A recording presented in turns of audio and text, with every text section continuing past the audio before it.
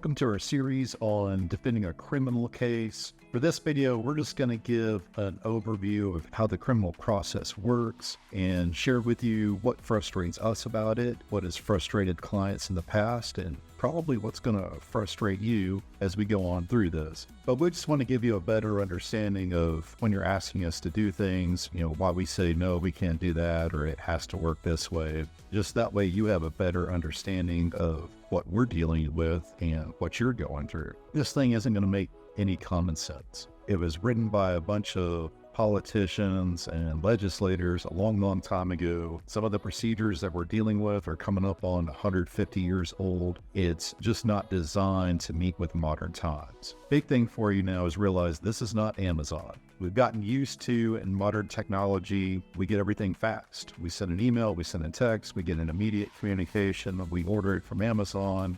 It's delivered to our home in a day or two, and that doesn't work. The legal world is going to work very slow. It's a very congested system.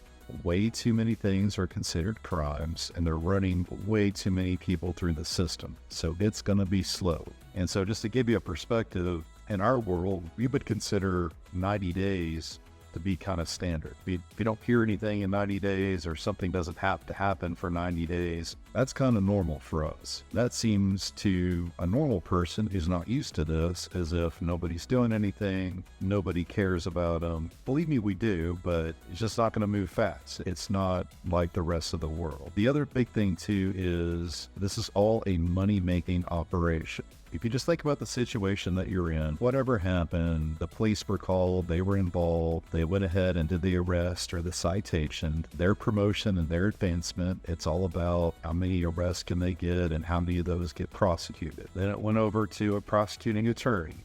And the prosecuting attorney looked at it, said, yep, there's enough here to go ahead and press these charges, and so we're going to move forward with it. And then now it goes to a court that has all these expenses. So think about a court, just the building itself, all the utilities to run it, all the employees to run it. So it gets funded by taxpayer dollars, but also by the fines of the people like you that find themselves in the system as a defendant. So it's a money-making operation, but the big thing for you to understand is they're not just going to drop it. They're not just going to dismiss it.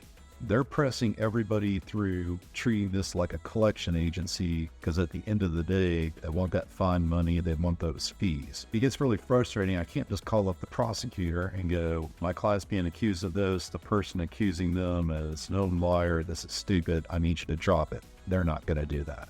It's just not how it works. The whole system is designed is to beat you into some sort of an agreement where you'll pay money. And so the way that they do it, whenever we tell you that you have court, you're also going to have court with like 300 of your closest friends. They set these dates every week. They just make a ton of people show up, and they won't talk to us or really do anything until that day or the day before. So you're going to come up with these ideas, hey, let's try to get this from the prosecutor. Let's file this motion. Let's do that. It's not designed for that. I can't just call up and say, I want to come in next Tuesday. It doesn't work like that. They have just certain days where we can get you into court, and it's a lot harder than what you would think getting on the schedule. It's all designed to get money out of you. Let's be honest about it. The other big thing is they don't care anything about your personal life. They don't care about medications you need to be on. They don't care about your work schedule. They don't care about any penalties you're going to have for missing work or your kids or anything like that. They are just not going to care. The rest of the world has gotten where we're going to accommodate people like, oh, you have to be here for this. You need to take this medication for that. And I think we've all kind of gotten used to it. In court, it's back old school. They do not care. They're going to say, be here when we tell you to. And if you're not, then there's going to be severe penalties for that.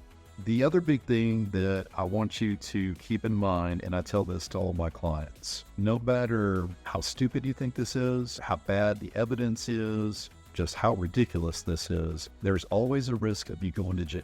When we go to trial, it's going to go one way or the other. You're either guilty or not guilty. A lot of times, folks, in the beginning, they can't see any possible way that we're going to lose the case. Just trust me, it's always possible. I've been in there with cases like all the law, all the evidence was on our side. I did great. The client did great. and then it just went against us. And especially if we're in front of a jury, they can make their decision based off anything. They might not like your hair color, they might not like the way you talk or the way I talk. And so just the one thing I want you to consider is that there's always that risk of you going to jail if we press this to trial. My first main goal for everybody is protecting and preserving your freedom, making sure that you're out and you're free with your family, without going to jail. Now, that might require us to take a deal or do something that we don't love, but as long as we can preserve your freedom, then that is the absolute best outcome. But I just need you to understand that, there always is that risk. The other thing to keep in mind, this is going to be one of the most significant events in your life, and it is very, very important to you.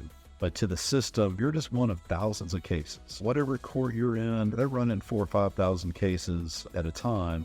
They're not going to care about it. They're not going to make special accommodations. That's why I can't get a hold of a prosecutor ahead of time to do the things that you want to do, which are good ideas. But that's it. Just wanted to give you kind of an understanding of the criminal system, how it works. It's totally stacked against you and me, but I've been doing this a long time and we'll know how best to get through the system. Thanks.